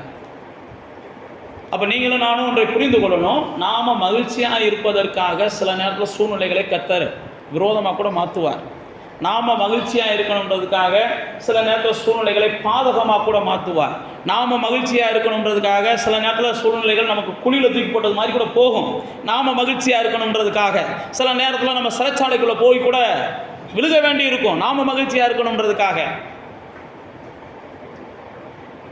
அப்பையும் கர்த்தர் என் பட்சத்தில் இருக்கிறார். ஜெயிலுக்குள்ளே இருந்தால் என்ன, கர்த்தர் என் பட்சத்தில் இருக்கிறார். குழியில் விழுந்தா என்ன, கர்த்தர் என் பட்சத்தில் இருக்கிறார். அக்னிக்குள்ளே விழுந்தா என்ன, கர்த்தர் என் பட்சத்தில் இருக்கிறார். கட்டப்பட்டா என்ன அப்படின்னு நீங்கள் தைரியமாக இருந்தீங்கன்னா, அதுக்கப்புறம் பார்த்தீங்கன்னா கர்த்தர் என்ன செய்கிறார், மகத்துவமானது உங்கள் வாழ்க்கையில் வெளிப்படுத்துகிறார், பெரிய காரியத்தை செய்கிறார். அதுக்கப்புறம் உங்களுடைய மகிழ்ச்சி என்ன செய்யுது, அது பல மடங்கு பெருகிறதா மாறுகிறது. அப்போ தேவ பிள்ளைகளே, சில நேரத்தில் மகிழ்ச்சினா கொடுத்துக்கிட்டே இருந்தால் தான் மகிழ்ச்சி நம்ம நினைக்கிறோம். தேவன் ஏதாவது கொடுத்துக்கிட்டே இருந்தால் தான் மகிழ்ச்சி. அது சின்ன பிள்ளைத்தனம், நல்லா தெரிஞ்சுக்கோங்க. அது சின்ன பிள்ளைத்தனம். சின்ன பிள்ளைக்கு தான் ஏதாவது கொடுத்துக்கிட்டே இருந்தால் அது அழுகாமல் இருக்கும், கேட்குறதெல்லாம் கொடுத்துக்கிட்டே இருந்தால் அழுகாமல் இருக்கும். பக்குவப்பட்டவங்களுடைய அழகு அது கிடையாது. பக்குவப்பட்டவங்க எல்லா நிலைமையிலையும் மனரம்யமாக இருக்க என்ன செய்வாங்க, கற்றுக்கொள்வாங்க. எல்லா நிலைமையிலையும் ஒருத்தர் மனரம்யமாக இருந்தால் தான் அவன் மகிழ்ச்சியாக இருக்க முடியும். மனரம்யமாக எனக்கு எல்லா நிலைமையிலும் இருக்க தெரியல அப்படின்னா, நான் மறுபடியும் சொல்லுகிறேன், நீங்கள் மகிழ்ச்சியாக இருப்பதற்கு இன்னும் கொஞ்சம் பயிற்சி எடுக்கணும். என்ன நடந்தாலும் மனரம்யமாக இருக்கணும். வாழ்ந்திருக்கும் போதும் மனரம்யமாக இருக்கணும், தாழ்ந்திருக்கும் போதும் மனரம்யமாக இருக்கணும். இரவு வந்தாலும் சந்தோஷப்படணும், பகல் வந்தாலும் சந்தோஷப்படணும். வாழ்க்கையில் என்ன நடந்தாலும் நமக்குள்ளே இருக்கிற ஒரே நிச்சயம் என்னென்னா, கர்த்தர் என் பட்சத்தில் இருக்கிறார். எந்த சூழ்நிலையும் வந்துட்டு போகுது, கர்த்தர் என் பட்சத்தில் இருக்கிறார். அப்போ கர்த்தர் விரும்புகிற ஒன்றே ஒன்று, நீங்கள் எப்போ என்ன செய்யணும், மகிழ்ச்சியாக இருக்கணும். மகிழ்ச்சியாக நீங்கள் இருப்பதற்காக ஆண்டவர் எதையும் செய்கிறார். லூக்கா 1ஆம் அதிகாரத்தில் பைபிளில் போட்டிருக்கு, சகரியாவும் எலிசபெத்தும் தேவனுக்கு முன்பாக உத்தமர்கள், தேவனுக்கு முன்பாக உத்தமர்கள், நீதிமான்கள். சகரியாவும் எலிசபெத்தும். ஆனால் அவங்க வாழ்க்கையில் குறைவுகள் இருக்குது. என்ன குறைவு? வயசாயிருச்சு, 2 பேர்த்துக்கும் பிள்ளை இல்லை. பைபிளில் போட்டிருக்கு 2 பேர்த்துக்குமே வயசாயிருச்சு, பிள்ளை இல்லை. 2 பேர்த்துக்குமே வயசாயிருச்சு. ஆனால் 2 பேரும் நல்லவர்கள், 2 பேரும் உத்தமர்கள். பைபிள் கொடுக்குற சாட்சி, வேறு யாரும் சாட்சி கொடுக்க தேவையில்லை. சில நேரத்தில் நல்லவங்களுக்கு சில விஷயங்கள் தாமதிக்கும், சில நேரத்தில் கெட்டவங்களுக்கு தாமதம் இல்லாமல் சில விஷயங்கள் கிடைச்சிரும். உடனே நல்லவங்களுக்கு தாமதித்த உடனே கெட்டவங்க சில நேரத்தில் சிரிக்க தான் செய்வாங்க. நீ இவ்வளோ நாள் நல்லவனாக இருந்து உனக்கு கிடைக்காதது, நீ என்னை கெட்டவேன்னு சொல்கிற, எனக்கு கிடைச்சிருச்சே அப்படின்னுலாம் சொல்லுவாங்க. நான் மறுபடியும் சொல்லுகிறேன், இந்த நேரத்தில் கூட நானும் நீங்கள் என்ன செய்யணும், கர்த்தாவேண்டு கடந்து போயிட்டீங்கன்னா அந்த கெட்டவங்களுக்கு முன்னாடி நீங்கள் வாழ்ந்து காமிப்பீங்க. கர்த்தாவேன்னு கடந்து போகாமல், ஆமாம் அவங்க சொல்கிறது உண்மைதான், நல்லவங்களாக இருந்து என்னத்தை சாதித்தோம், நம்மளும் குறுக்கு வழிகளில் போவோம்னு தேட ஆரம்பிச்சிட்டிங்கன்னா கண்டிப்பாக அவங்களுக்கு முன்னாடி நீங்கள் வீழ்ந்து போகிற சூழ்நிலை தான் வரும். புரியுதா? அதனால் நீங்களும் நானும் சில நேரத்தில் இந்த சகரியா எலிசபெத்தை போல இருக்கும்போது சில சூழ்நிலைகள் நமக்கு கிடைக்காம இருக்கலாம். கிடைக்காம இல்லைனாலும் நம்ம காத்திருக்கணும். பரவாயில்ல, என்னைக்குனாலும் ஒரு நாள் எனக்கான வாழ்க்கை வரும், என்னைக்குனாலும் ஒரு நாள் எனக்கு கிடைக்க வேண்டியது கிடைக்கும், என்னைக்குனாலும் ஒரு நாள் எனக்காக கர்த்தர் எதையாவது செய்வார். சகரியாவும் எலிசபெத்தும் காத்திருந்தாங்க. அப்போ ஆண்டவருடைய பிறப்பு நிறைவேறாத ஆசைகளை கூட என்ன செய்யுது, மனுஷனுக்கு நிறைவேற்றணுன்றதுக்காகத்தான் ஆண்டவருடைய பிறப்பு வந்துச்சு. பாருங்க, ரொம்ப நாளாக நிறைவேறாத ஆசை. அந்த அம்மாவும் அந்த ஐயாவும் மகிழ்ச்சியாக இருப்பதற்கு ரொம்ப நாளாக எதிர்பார்த்து கிடக்காங்க. ரொம்ப நாளாக நிறைவேறாத ஒரு ஆசையை இயேசுடைய பிறப்புக்கு முன்பாக தேவன் என்ன செய்கிறார், அந்த குடும்பத்துக்கு ஒரு அதிசயத்தை செய்கிறார். அதிசயத்தை செஞ்சது பைபிளில் போட்டிருக்குது. இயேசுவை இந்த உலகத்துக்கு வெளிப்படுத்துகிற ஒரு பெரிய பாத்திரமாக அந்த மனுஷன் என்ன செய்கிறார், கர்த்தர் அபிஷேகம் பண்ணுகிறார். சில நேரத்தில் நல்லவங்களுக்கு ஏன் சில காரியத்தை கர்த்தர் தாமதிக்கிறார்னா, அந்த நல்லவங்களுக்கு கர்த்தர் கொடுக்குற காரியம் என்ன செய்யணும், இந்த பூமியில் பல நல்லவர்களுக்கு வழிகாட்டியாக இருக்கணும். இயேசுவுக்கு வழிகாட்டியாக யோவான் ஸ்நானகன் இருந்தான். இயேசுவுக்கு பாதையை செம்மைப்படுத்துகிறவனாக யோவான் ஸ்நானகன் இருந்தான். அப்போ தேவ பிள்ளைகளே, நீங்களும் நானும் சில நேரத்தில் மகிழ்ச்சியாக இருப்பதற்கு இந்த சகரியா எலிசபெத்தை போல சில ஆசைகள் நிறைவேறாமல் இருக்கலாம். ஆனால் ஒரு நிச்சயம் இருக்கணும், ஆசை நிறைவேறும் ஒரு நாள். நீங்கள் லூக்கா 2ஆம் அதிகாரம் 1ஆம் அதிகாரங்கள்லாம் வாசித்து பார்த்தீங்கன்னா அநேகருடைய ஆசைகள் நிறைவேறிச்சு. சிமியோனுடைய ஆசை நிறைவேறும், அன்னாள் என்கிற ஒரு விதவையோட ஆசை நிறைவேறும், அநேகருடைய ஆசை. ரொம்ப நாளாக மகிழ்ச்சிக்காக காத்திருந்தாங்க, ரொம்ப நாளாக சந்தோஷத்துக்காக காத்திருந்தாங்க, ரொம்ப நாளாக காத்திருந்த அநேகருடைய ஆசை ஆண்டவர் நிறைவேற்றினார். அப்போ அநேகருடைய வாழ்க்கையில் மகிழ்ச்சியை கொடுப்பதற்கு தான் இயேசு இந்த பூமிக்கு வந்தார். அநேகருடைய வாழ்க்கையில் அவருடைய விண்ணப்பங்களை நிறைவேற்றுவதற்கு தான் இயேசு இந்த பூமிக்கு வந்தார். ஆண்டவருடைய பிள்ளைகள் எப்பயும் என்ன செய்யணும், மகிழ்ச்சியாக இருக்கணும். அவர்கள் மகிழ்ச்சியாக இருப்பதற்கு எதை வேணாலும் ஆண்டவர் செய்கிறார். மகிழ்ச்சியாக இருப்பதற்கு தடையாக இருக்கிறது பாவம். மகிழ்ச்சியை தேவனிடத்திலிருந்து மகிழ்ச்சியை மனிதன் பெற்றுக்கொள்ள முடியாத அளவுக்கு இருக்கிறது பாவம். அந்த பாவத்தை இயேசு என்ன செஞ்சார், சிலுவையின் மூலமாக தீர்த்து விட்டார். எந்த ஒரு மனிதன் இயேசு சிலுவையின் மூலமாக பாவத்தை தீர்த்து விட்டான்னு நம்புகிறானோ அவனுக்குள்ள ஒரு மகிழ்ச்சி வருகிறது. வேதம் சொல்கிறது, மகிழ்ச்சி பணத்தில் இல்லை, மகிழ்ச்சி பாவத்தில் இல்லை, மகிழ்ச்சி பதவியில் இல்லை. நீங்கள் இதிலெல்லாம் மகிழ்ச்சி இருக்குது, அதிலெல்லாம் மகிழ்ச்சி இருக்குன்னு நினச்சிங்கன்னா அந்த மகிழ்ச்சி உங்களுக்கு கிடைக்கிறது மாதிரி கிடைக்கும். அதுக்கப்புறம் அது என்ன செஞ்சிடும், உங்களை கண்டிப்பாக இகழ்ச்சிக்கு நேராக தான் கொண்டு போகும். நான் தேவனிடத்துலேருந்து கிடைக்கிற மகிழ்ச்சி தான் அது நித்தியமானது. அது உங்கள் மேலே வந்துருச்சுனாலே சஞ்சலம் வருத்தம் எல்லாம் ஓடி போயிடும். தேவன் கொடுக்குற மகிழ்ச்சி உங்கள் மேலே வந்துருச்சுனாலே உங்கள்கிட்ட இருக்கிற சஞ்சலம் வருத்தம் எல்லாம் மாறி போயிடும். உங்கள்கிட்ட இருக்கிற பயங்கள் மாறி போயிடும். உங்களை யாராவது அவமானப்படுத்த நினச்சா கூட ஆண்டவர் விட மாட்டார். உங்களை யாராவது அவமானப்படுத்த நினச்சா கூட ஆண்டவர் விட மாட்டார். நம்ம எல்லாருக்குமே தெரியும், மரியாளை அவமானப்படுத்த மனதில்லாமல் யோசேப்பு, மரியாளை அவமானப்படுத்த மனதில்லாமல் அவள் ரகசியமாக தள்ளிடலாம்னு நினச்சானா, ரகசியமாக தள்ளிடலாம்னு நினச்சானா. சில நேரத்தில் சில விஷயங்கள் ரகசியமாக நடக்கிறத கூட கர்த்தர் என்ன செய்கிறார், கண்டுபிடிக்கிறார். நமக்கு கண்டுபிடிக்க தெரியாது. ரகசியமாக சில விஷயங்களை செய்கிறாங்க. உடனே பைபிளில் போட்டிருக்கு, தூதன் அவங்ககிட்ட போய் பேசுகிறான், டேய் நீ பேசுகிறது தப்பு, நீ யோசிக்கிறது தப்பு, நீ செய்ய போகிறது தப்பு. அந்த அம்மா வயிற்றில் உருவாகிருக்கிறது தேவனுடைய திட்டத்தின்படி உருவாகிருக்கிற குழந்தை. தேவ ஆவியினால் அந்த அம்மா என்ன செஞ்சுருக்கிறாங்க, கர்ப்பமாக இருக்கிறாங்க. நீ யோசிக்கிறது தப்பு. இப்பயே அந்த மனைவி என்ன செய்ய, சேர்த்துக்கோ. சேர்த்துக்கிறது கொஞ்சம் கூட கூச்சப்படாத. புரியுதா நான் சொல்கிறது? இவனுக்கு நிச்சயிக்கப்பட்ட பெண், இவனுக்கு நிச்சயிக்கப்பட்ட பெண், நிச்சயிக்கப்பட்ட பெண் கல்யாணத்துக்கு முன்னாடி என்ன செஞ்சிடறாங்க, கர்ப்பமாயிடுறாங்க. கல்யாணத்துக்கு முன்னாடி கர்ப்பமான உடனே பைபிளில் போட்டிருக்கு நீதிமான். யாரு? யோசேப்பு. யோசேப்பை குறித்து அப்படி தான் போட்டிருக்கு, நீதிமான். அவன் நல்லவனுக்கு இப்படிப்பட்ட ஒரு துணையா, இப்படிப்பட்ட சோதனையா, கல்யாணத்துக்கு முன்னாடி கரப்பட்ட ஒரு பெண்ணா அப்படின்லாம் சில நேரத்தில் தேவ பிள்ளைகளை நீங்களும் நானும் நல்லா தெரிந்து கொள்ளுங்க. தேவன் எல்லாவற்றையும் என்ன செய்கிறார்னா கவனிக்கிறார், நேர்த்தியாக செய்கிறார். அந்த அம்மாவை கரப்பட்ட பொண்ணெல்லாம் கிடையாதுப்பா, அது கர்த்தர் தொட்ட பொண்ணு. நீ கரப்பட்ட பொண்ணுனே பார்க்காத, அது கர்த்தர் தொட்ட பொண்ணு, கர்த்தருடைய ஆவியினால் அந்த அம்மா கர்ப்பமாக இருக்கிறாங்க. அப்போ நீங்களும் நானும் மகிழ்ச்சியாக இருப்பதற்கு, நீங்களும் நானும் சந்தோஷமாக இருக்கிறதுக்கு யார் யாரெல்லாம் நமக்கு அனுகூலம் பண்ணணுமோ, யார் யாரெல்லாம் நம்மளை ஆதரிக்கணுமோ, யார் யாரெல்லாம் நமக்கு சப்போர்ட்டாக நிற்கணுமோ, யார் யாரெல்லாம் நமக்கு சகாயம் பண்ணணுமோ, அவங்க உள்ளத்துலாம் போய் கர்த்தர் பேச ஆரம்பிப்பார். கர்த்தர் அவங்கள பற்றியெல்லாம் போய் பேசுவார். நல்லா தெரிந்து கொள்ளுங்க. இன்னைக்கு யோசேப்பு பார்த்து மரியாதை தள்ளி விட்டுருந்தான்னு வைங்களேன், மரியாளுடைய எதிர்காலம் எப்படி போயிருந்திருக்கும்னா கல்லை வச்சே எரிஞ்சு கொண்டிருப்பாங்க. அன்னைக்கு இருந்த சட்டம் அதுதான். யோசேப்பு பார்த்து மரியாதை தள்ளி விட்டுருந்தா மரியாளுடைய எதிர்காலம் என்னதான் இருந்திருக்கும்? கல்லை வச்சே கல்யாணத்துக்கு முன்னாடி கர்ப்பமாயிட்டியே அப்படின்னு எரிஞ்சு கொண்டிருப்பாங்க. ஆனால் யோசேப்பு தள்ளி விடாத அளவுக்கு கர்த்தர் அவனோடு கூட பேசுகிறார். யோசேப்பு அவனை அசிங்கப்படுத்தாத அளவுக்கு கர்த்தர் அவனோடு கூட பேசுகிறார். அப்போ சில நேரத்தில் சில சூழ்நிலைகள் நம்மளை ஆதரிக்க வேண்டியவங்க, நம்மளுக்கு சப்போர்ட் பண்ண வேண்டியவங்க, நமக்கு துணையாக இருக்க வேண்டியவங்க கர்த்தரால் நமக்கு நேராக திருப்பப்படலைன்னு வைங்களேன், கர்த்தரால் நமக்கு உறுதுணையாகும்படி அவங்க தள்ளப்படலைன்னு வைங்களேன், மரியாதை போல் நானும் நீங்களும் என்ன செஞ்சிடணும்? கடைசியில் வெட்கப்பட்டு தான் நிற்கணும்.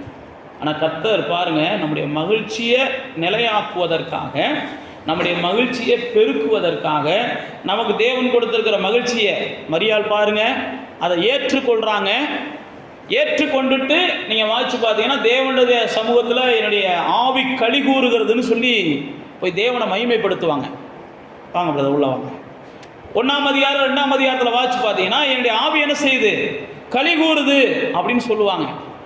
ஆவி களி கூறுதுன்னு சொல்கிறதுனால தான் நீங்கள் கீழே அதுக்கப்புறம் வாய்ச்சி பார்த்தீங்கன்னா மரியாதை என்ன செய்வாங்க? என்ன நடந்தாலும் பரவாயில்ல, இனி நான் ஆண்டவருக்கு அடிமைம்பாங்க. என்ன நடந்தாலும் பரவாயில்ல, நீங்கள் சொல்கிற விஷயம்லாம் கேட்கறதுக்கு பயமாக தான் இருக்குது, நீங்கள் சொல்கிற விஷயமெல்லாம் ஏற்றுக்கொள்வதற்கு பயமாக தான் இருக்குது, நீங்கள் சொல்கிற விஷயமெல்லாம் சமுதாயம் எப்படி பார்க்கணும்னு தெரியல. பைபிளில் போட்டிருக்கு, என்னும் நடக்கட்டும், நான் ஆண்டவருக்கு அடிமை, என் வாழ்க்கையை நான் ஒப்பு கொடுக்குறேன் அப்படின்னு மரியாள் விட்டு கொடுத்தாங்க. அதற்கப்புறம் தான் ஆண்டவர் என்ன செஞ்சார்? மரியாளை எடுத்து பயன்படுத்த ஆரம்பித்தார். மரியாளுக்கு சாதகமான ஆட்களை அனுப்பி தந்தார், மரியாதை ஆதரிக்கிற ஆட்களை அனுப்பி தந்தார். அப்போ தேவ பிள்ளைகளே, நீங்களும் நானும் மகிழ்ச்சியாக இருப்பதற்கு எல்லாவற்றையும் தேவன் செய்கிறார். அது போக நாம் மகிழ்ச்சியாக இருப்பதற்கு யார் யாரெல்லாம் நம்மளோட இணைஞ்சா நல்லா இருக்கும், யார் யாரெல்லாம் மனசு மாறினா நல்லா இருக்கும், யார் யாரெல்லாம் நமக்கு சப்போர்ட் பண்ணால் நல்லா இருக்கும்னு சொல்லி கர்த்தர் அறிஞ்சிருக்கிறாரோ அவங்களெல்லாம் நமக்கு சப்போர்ட் பண்ணி அவங்களுடைய இருதயங்களெல்லாம் மாற்றுறார். அவங்க தள்ளிவிட நினச்சா கூட சேர்த்துக்கொள்ள வைக்கிறார், அவங்க அசிங்கப்படுத்த நினச்சா கூட அமைதலாக இருப்பான்றார். நீங்கள் வாட்சி பார்த்தீங்கன்னா கர்த்தருடைய நோக்கம் நம்முடைய மகிழ்ச்சி என்ன செய்யணும்? நிலையாக இருக்கணும். மனம் திரும்பினவர்களுடைய மகிழ்ச்சி அது பெருகிறதா இருக்கணும். மனம் திரும்பினவர்களுடைய மகிழ்ச்சி அது மற்றவர்களுக்கும் பகிர்ந்து கொடுக்கிறதா இருக்கணும். மனம் திரும்பினவர்களுடைய மகிழ்ச்சி அவங்க உள்ளத்துலேயும் சரி இல்லத்துலேயும் சரி அது எப்பயும் நிலைத்திருக்கணும்னு கர்த்தர் விரும்புகிறார். அப்போ நீங்களும் நானும் இது கர்த்தர் உண்டு பண்ணினா இதில் மகிழ்ச்சியாக இருக்கும்படி தான் வந்திருக்கிறோம். மனம் திரும்புவதற்கு வாய்ப்பு கிடைக்கிற இந்த காலகட்டங்களில் நம்ம மனம் திரும்பிட்டோம் அப்படின்னா நம்முடைய மகிழ்ச்சி குறைவுபடாமல் இருக்கும். நான் மறுபடியும் சொல்லுகிறேன், நீங்கள் மனம் திரும்பலைன்னா இருக்கிற மகிழ்ச்சியை நீங்கள் என்ன செய்வீங்க? இழந்துருவீங்க. இன்றைக்கி இருக்கலாம் ஒருவேளை உங்களுக்கு மகிழ்ச்சி, இன்றைக்கி உங்களுக்கு மனம் திரும்ப வேண்டிய அவசியம் இல்லாமல் இருக்கலாம். அதனால் நீங்கள் மனம் போன போக்கில் போவோம், இன்றைக்கி என்னத்துக்கு நமக்கு மனம் திரும்பணும் அப்படின்னு நீங்கள் நினைக்கலாம். பாருங்கள், சகையு அந்த நேரத்தை சரியாக பயன்படுத்திக்கிட்டான். சரியாக பயன்படுத்தினதுனால தான் சகையுவுக்கு என்ன செஞ்சிச்சு? மேன்மை கிடச்சிச்சு. சகையுவை போல ஏதாவது ஒரு பொய் சொல்லி பணம் சம்பாதிக்கிற ஆட்களாக நம்ம இருந்தோம்னா நான் மறுபடியும் சொல்லுகிறேன், அதுவும் பெரிய பாவம். சகையுவை போல யார்ட்டையாவது கண்ணை கசக்கிட்டு பணம் சம்பாதிக்கிற வேலை நம்மகிட்ட இருக்கக்கூடாது. நம்மளும் பணம் சம்பாதிக்கணுன்றதுக்காக இன்றைக்கி மனிதன் எந்த எல்லைக்கும் போகிறான். நீங்களும் நானும் அப்படி போயிடக்கூடாது. பணத்தை சம்பாதிப்பதற்காக, பணத்தை மற்றவங்கள்ட்ட வாங்குறதுக்காக எந்த எல்லைக்கு இன்றைக்கி மனுஷன் போகிறான். இன்றைக்கி எல்லா தீமைக்கும் எது வேறுனா பணம் தான். பைபிள் நமக்கு அப்படி தான் சொல்லுது. நீங்களும் நானும் பண ஆசையை என்ன செய்யக்கூடாது? என்றைக்கு இருக்கக்கூடாது. போதுமென்ற மனசு, கர்த்தர் போஷிப்பான்ற மனசு, போதுமென்ற மனசு, கர்த்தர் தேவையான நேரம் தருவான்ற மனசு. பண ஆசை கண்டிப்பாக தீமைகளை உங்களுக்கு இன்னும் அதிகமாக கொண்டு வரும். ஏதாவது ஒரு பணத்தை யார்ட்டையாவது நீங்கள் கொடுக்கலாம். பைபிள் அப்படி தான் போட்டிருக்கு, வாங்குகிறதை பார்க்கணும் கொடுக்கறது தான் பாக்கியம்னு போட்டிருக்குது. உங்கள் பணத்தை யாராவது 10 ரூபா சாப்பிடட்டும் அப்படின்னு சந்தோஷமாக விடுங்க. யாருடைய பணத்தையும் 10 ரூபாயை பிடுங்கி நம்ம சாப்பிட்டா சந்தோஷமாக இருக்கும்னு நினைக்காதீங்க. அது பொதுவாக மனுஷனுடைய இயல்பு. நீங்கள் கத்திரிக்காய் வாங்க போகிறீங்க. ஒரு கத்திரிக்காய் வாங்கும்போது அவங்க 20 ரூபான்னு கேட்டுட்டு 20 ரூபா கேட்குறாங்க, நீங்கள் 20 ரூபா கொடுக்குறீங்க. திரும்ப உங்கள் கையில் 10 ரூபா கொடுத்துட்டாங்கன்னா உங்களுக்கு இருக்கிற சந்தோஷமே வேறு. ஏடா 20 ரூபா சொல்லிட்டு அந்த பொம்பளை 10 ரூபாயை கொடுத்துருச்சேன்ட்டு. அதே நேரத்தில் 22 ரூபாயை நீங்கள் விட்டுட்டு வந்துட்டீங்கன்னா வீட்டில் வந்ததுக்கப்புறம் தூக்கமே உங்களுக்கு வரும். ஐயோ 2 ரூபா கூட கொடுத்துட்டோமேன்னு சொல்லி என்ன செய்வோம், புலம்பிக்கிட்டு இருப்போம். இது மனுஷனுடைய இயல்பு. நான் மறுபடியும் அதுதான் சொல்கிறேன், உங்கள் மகிழ்ச்சி பணத்தில் இல்லை, உங்கள் மகிழ்ச்சி பதவியில் இல்லை, உங்கள் மகிழ்ச்சி பாவத்திலலாம் இல்லை. இது உலகத்தான் நம்புகிறாங்க. நமக்கு மகிழ்ச்சின்றது மனம் திரும்புதலில் தான் இருக்குது. நமக்கு மகிழ்ச்சி தேவனிடத்தில் தான் இருக்குது. நமக்கு மகிழ்ச்சி தேவ சமூகத்தில் தான் இருக்குது. நமக்கு மகிழ்ச்சின்றது தேவனுடைய ஆலயத்தில் தான் இருக்குது. தேவனுடைய வார்த்தைக்குள்ளே தான் இருக்குது. பரிசுத்தாவினால் தான் மகிழ்ச்சி உண்டாகிறது அப்படின்னு சொல்லி நிறையா சத்தியங்கள் இருக்குது. ஆனால் நீங்களும் நானும் மகிழ்ச்சியாக இருக்கணும். அதுக்காக கர்த்தர் எதையும் செய்வார். அப்படியே கண்களை மூடுங்க, தேவனை நோக்கி பாருங்கள். இந்த வருடத்தின் இறுதியில் நாம் வந்திருக்கிறோம். மகிழ்ச்சியாக இருக்கணும்னு கர்த்தர் விரும்புகிறார். நீங்கள் மகிழ்ச்சியாக இருக்கிறதுக்கு எதெல்லாம் தடையாக இருக்குதுன்னு நீங்கள் யோசிச்சு பாருங்கள். ஏதாவது தேவன் விரும்பாத காரியங்களை நீங்கள் செய்கிறது மாதிரி இருந்தீங்கன்னா அதை கொஞ்சம் மாற்றிக்கோங்க. அப்போ தான் உங்கள் மகிழ்ச்சி நீடிச்சிருக்கும். இல்லைன்னா மகிழ்ச்சி பனி போல் மறைகிறதா தான் இருக்கும்.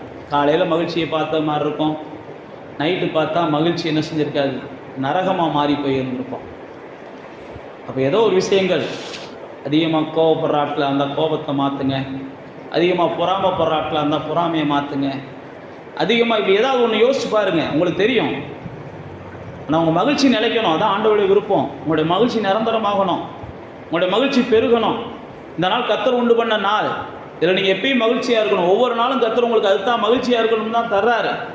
அந்த மகிழ்ச்சியை தடுப்பதெல்லாம் ஏதோ ஒரு வகையில் உங்கள் மனசு என்ன செய்யுது, மூர்க்க குணம் கொள்ளுது. ஏதோ மனசு ஆகாததில் எதுலேயோ ஒன்றில் சந்தோஷப்படுது. உங்கள் மனசு வேறு ஏதோ ஒரு காரியத்தில் நாடுது.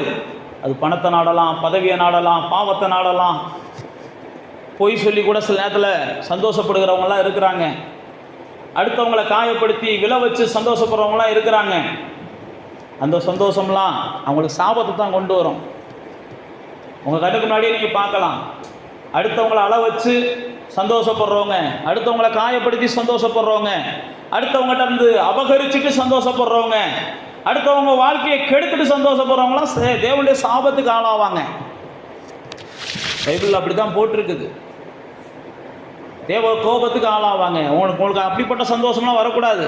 நமக்கு தேவன் தருகிற சந்தோஷம், அது எதை இழந்தாலும் அது சந்தோஷமாக இருக்கும். வாழ்க்கையில் என்ன நடந்தாலும் சந்தோஷம் இருக்கும். தேவன் தருகிற சந்தோஷம் வாழ்க்கையில் எப்படிப்பட்ட சூழ்நிலையில் நம்ம கடக்க நேர்ந்தாலும் சந்தோஷமாக இருப்போம். அதனால தான் வேதம் சொல்லுகிறது, கர்த்தர் உண்டு பண்ணின நாள் இதில் களி ஊர்ந்து மகிழ்ந்துருங்க. எல்லா ஜனத்துக்கும் மகிழ்ச்சியை கொடுப்பதுக்கு தான் இயேசு வந்தார். மனுஷனோடு தேவனை இணைச்சி விடத்தான் இயேசு வந்தார். மனுஷனுடைய எல்லா குறைவுகளையும் இயேசு தன்னுடையதாக்கி கொண்டு தேவனுடைய நிறைவுகளை எல்லாம் மனுஷனுக்கு தருகிறார். அதனால் நீங்கள் மகிழ்ச்சியாக இருக்கிறதுக்கு என்னென்ன வேணுமோ அத்தனையும் தேவன் செய்கிறார்.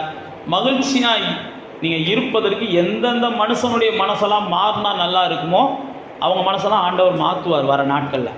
நீங்கள் நம்புங்க. ஆண்டவரே, நான் மகிழ்ச்சியாக இருக்கும்போது இந்த மனுஷன்தான் தவிர்க்க முடியாது, இந்த அம்மா தான் தவிர்க்க முடியாது, என் மகிழ்ச்சியை வந்து கெடுக்கிறாங்கப்பா, என் சமாதானத்தை கெடுக்கிறாங்கப்பா அப்படின்னு நீங்கள் கேட்டு பாருங்கள். அவங்கள ஆண்டவர் மாற்றி உங்களுடைய மகிழ்ச்சி பெருக்குவதற்கும் உங்களுடைய சமாதானம் பெருகுவதற்கும் கர்த்தர் அவங்கள பயன்படுத்துவார். உங்களுக்காக அவங்க எதையும் செய்கிறவங்களாக மாறுவாங்க. உங்களுக்காக எந்த எல்லைக்கும் போகிறவங்களாக மாறுவாங்க. ஒரே ஒரு காரியத்தை நான் உங்களுக்கு சொல்லி முடிக்கிறேன். கணவனை சந்தோஷப்படுத்த தெரிஞ்ச மனைவி உண்மைக்கே பரலோக வாழ்க்கையை இந்த பூமியில் வாழ்கிறாங்க. அதே மாதிரி தான் மனைவியை சந்தோஷப்படுத்த தெரிஞ்ச கணவன் அவன் இந்த பூமியில் எப்பயும் மகிழ்ச்சியாக இருப்பான்.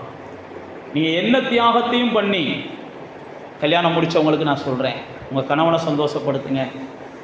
என்ன தியாகத்தையும் பண்ணி உங்கள் மனைவியை சந்தோஷப்படுத்துங்க. நிச்சயமாக இதுக்குரிய பிரதிபலனை கர்த்தர் உங்களுக்கு தருவார். சந்தோஷமாக குடும்பத்தை வச்சுக்கிறதுக்கு நீங்கள் முயற்சி பண்ணுங்கள். மகிழ்ச்சியாக குடும்பத்தை வச்சுக்கிறதுக்கு நீங்கள் முயற்சி பண்ணுங்கள். தேவ பிள்ளைகள் நீங்கள் உங்கள் உள்ளத்தில் மட்டுமில்லை, உங்கள் இல்லத்துலேயும் மகிழ்ச்சி இருக்கணும். கர்த்தர் உங்களுக்கு உதவி செய்வார். இதாவே உங்களுடைய பிள்ளைகளை பலப்படுத்துங்க. உங்களுடைய பிள்ளைகளுடைய சோர்வெல்லாம் எடுத்து போட்டுருங்க.